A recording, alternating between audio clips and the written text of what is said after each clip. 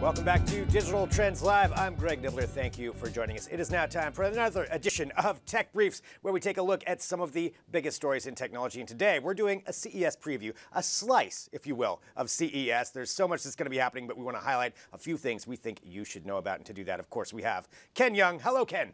Hey, Greg. Happy New Year. How's it going? Happy New Year. Next year, we will be in person doing this show, but right now, we will continue virtually online here. And let's talk about some things going on at CES. So, televisions, always a big news play at CES. Everybody wants to know what the newest, biggest, greatest things are. We've got a couple of things that have come out so far. The first one is a rumor, but it's looking very likely this could be true, and that is Samsung coming out with a zero bezel television, so no bezels. Everybody gets kind of worked up about the bezels sometimes, whether it's on a phone, on a laptop, or a computer. Nobody wants the bezels. Well, now maybe Samsung's come up with one where it's a completely bezel-less television, which would be a really interesting use of that technology. So I was actually I was interested to see if you would actually say, like, what the surprise would be 3D TVs. 3D TVs are coming back, you know? It's like, no, but look, I think if you look at with CES this year, yes, TVs are this is the flagship moment for TVs. And whether it's going to be bezel-less televisions from Samsung, which would be kind of interesting, you know, without any borders. Samsung has always been known for kind of, you know, testing the boundaries in terms of next generation televisions. You look at I think it was 2 years ago, they launched their concept, the Samsung Frame, that was designed by designer Yves Bahar, which was kind of like, hey, it would look more like a picture frame on your wall as opposed to being noticeable as a television. You know, it's kind of blending into the environment. So this bezel-less display, you know, it's almost like you're looking at these images now. It almost looks like a canvas of art that you would hang on your wall. So it kind of also, again, blends in. So it's almost futuristic, you know, if you're watching something, whether it's Star Trek or The Expanse or anything like that. So it's kind of an interesting look, and I'm interested to give it a shot. I mean, everyone likes the black borders. It kind of defines it, but realistically, getting rid of that kind of lets you be more immersed into the experience that you want. Right. And you look at what a big thing for CES is going to be 8K. So this is going to be a big thing, and how you get the quality of the images. Do you want to be distracted by having those borders? Well, and that's true. So 8K is going to be another very big thing here at CES, and that's something that, you know, whether people complain sometimes, you know, they're like, okay, there's not enough 4K content. Why is 8K? But that's what the industry is making. That doesn't mean you have to pick them up. They're still going to be quite expensive, but all the companies are doing that, and this technology's got to be pushed at some point. I mean, 8K will be happening at some point, so these televisions that are getting made are going to be big, and that's from Samsung. LG said that they've got 8 different 8Ks rolling out. But along those lines, we'll see 8K everywhere. You also have LG coming back with another rollable OLED television, and that was a big innovation last year at CES 2019, to where they have the rollable television where it rolls up into a giant box, and it just kind of unfolds itself up from that box. So that's how it kind of worked last year. It was really impressive. And now this year they're coming back with, well, they're kind of flipping it upside down. So they're going to flip it upside down to where it will come down from the ceiling. This is still a very high-end product, and it'll be interesting to see if there is any technological innovation other than just, you know, flipping it upside down. But still, it's going to be impressive. It's really cool to see. Very high-end, but something where you look at some of the innovation that some of the television companies are working on. Yeah, I think the trend now is that a lot more televisions are going to be compact, or just people don't have that much space anymore, so they want to be able to have it blend in or just kind of fade away when you don't want it around. Instead of, remember back in the day with, I think, like the last decade where we moved away from these giant monstrosities of televisions to now more to thinner ones, and now you're going to start to see more of those, and those that are going to be able to pop out of walls here and there. And maybe will we start to see, you know, foldable televisions? I mean, you know, we're starting to see foldable devices in terms of phones and tablets and computers. So why not with televisions? And so could Samsung be applying their foldable screens to their televisions as we see in the future? But one thing to note between LG and Samsung is, as we talked about, the 8K, is that both companies aren't necessarily playing by the same standards. Samsung's going based off of, I believe, the 8K Association that's their certification. But with LG, they're going based off of certification from the Consumer Electronics Show, CES. So it's kind of like who's actually having the real 8K, and so it's going to ultimately be a battle between reviewers and also a marketing hype to see who's actually saying we are the real 8K. And I don't think it's going to be necessarily the same thing as like Blu-ray versus ultraviolet.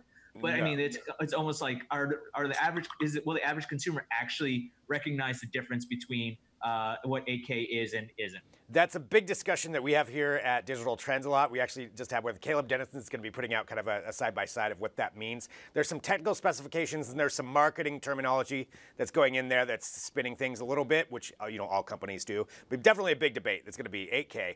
So that's the television side. We've got a few minutes here to get through a couple of the other ones. And this is where I want to talk about some of the innovation side, where we don't really know what it's going to be, but this is the marketing hype around it. And Samsung has been hyping up their artificial person that they're talking about. So an artificial human, essentially, is what they're saying, and this is called Neon. So if you've seen any of these marketing pushes for something called Samsung Neon, that is what we're talking about. Now, they did specify this isn't just a different version of Bixby. They actually specifically said that Neon is, quote, is not about Bixby or anything you have seen before. So they're saying that this is some kind of new artificial assistant that they're going to be coming up with. I don't know exactly what it's going to be. Nobody really does, but they're really pushing it, and I'm kind of excited to see what they do with it. So this is actually, I believe it's going to be more of a platform, right? And I think it's good that it's not going to be like Bixby, because Bixby is very much, it's a flat type of assistant. I think when you look at it, my thought here is that it could be some sort of like a virtual avatar kind of thing, right? And it's certainly there's a potential for it to be open up to developers. As you look at I think there was reports that they've opened up, Samsung's have filed patents for a variety of trademarks, including Core R3, I believe is the name of it. Yeah, that's what they're Core saying. R. Yeah, so it's like, could this be open to third-party developers and to help you be more productive? And when Samsung launched Bixby, it was interesting that they didn't actually say that it was built using their acquisition of Viv Labs.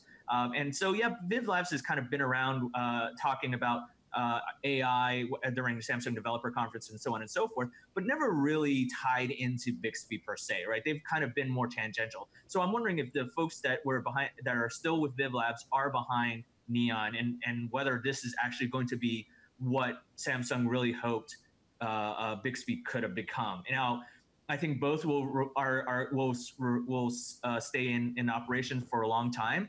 But I think, but Neon, it looks pretty interesting to try out. Yeah, I mean, Neon Artificial Human, that's what it's saying. And the Core R3, they said, stands for Reality, Real-Time, Responsive. So whatever that means. But yeah, they definitely are separating it from Bixby as far as they're saying, nope, don't associate it with that.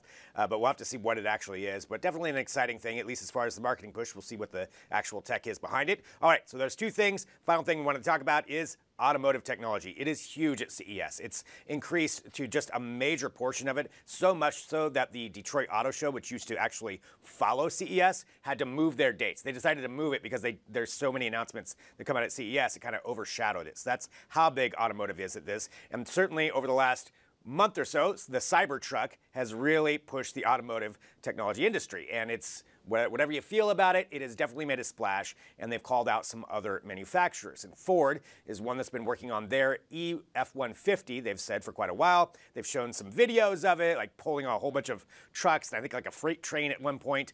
And Elon Musk, kind of called them out, saying they want to compete against them. So the question is, there's a lot of questions really, but will we get to see something from the F-150? That would be cool. It would be a good move on Ford's part, I think, to showcase something. We don't know if they're going to. Again, that's kind of speculation, but I would expect at least something, whether it's more details about it, a release date. I would be surprised if we didn't get that. Yeah, and then you have other manufacturers, too, like Fisker, who are going to be displaying some of their e-vehicles. Electric vehicles is going to be a big, big part of this CES. Oh yeah, I think it's like automakers are looking at CES and saying, look, as tech companies are building electric vehicles and smart cars and displaying it at our auto shows. They want to come onto tech's turf, and that's where CES is, a prime opportunity for that. It's not to showcase necessarily like, hey, this is the type of mileage you can get, but this is the type of technology that's going to be available in your vehicle, and innovations that are coming into the automotive space, and that obviously is being led the way by electric vehicles. They're seeing the potential, the promise, and the sales of Tesla. Tesla just announced that they've met their quarterly goals, and so their stock is up. And I think the way now everyone wants electric vehicles. So look, and I think this shouldn't surprise everyone to see electric vehicles there. Obviously, you mentioned Fisker. Fiat Chrysler is going to announce a bunch of electric vehicles. Supposedly, we're talking about, I think, a shape-shifting motorcycle is supposed to be debuted as well, and a bunch of more concept vehicles in addition. Now, this is CES has been known is certainly no stranger to vehicles, to automotive technology. If you recall, a few years ago, Faraday Future wanted to compete with Tesla, and had their giant extravaganza of a debut of their FF91. But unfortunately, that vehicle didn't pan out as well. People are still waiting for that. I'm not actually sure if Faraday is still in operation.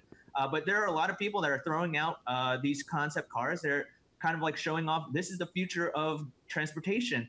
And whether or not we're going to start to see the next evolution, that being flying cars, flying taxis, flying vehicles, self-drive, fully autonomous vehicles. I mean, CES is going to be a great showcase for that, and a good benchmark for how the year is going to shape up. Yeah, I think, and like you said, the innovation side is what's cool. And when it comes down to CES, there's a lot of things that will showcase. It'll be tech that we will be using in this next year, or we could see in the next couple of years. Some of it may never happen.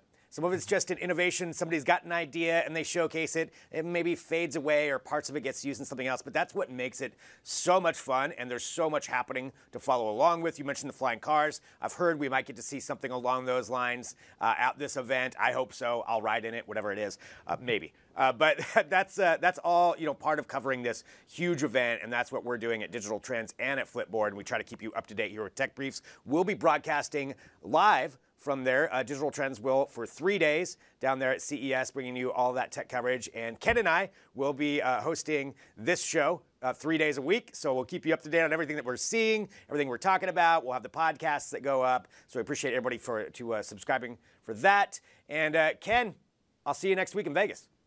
See you there.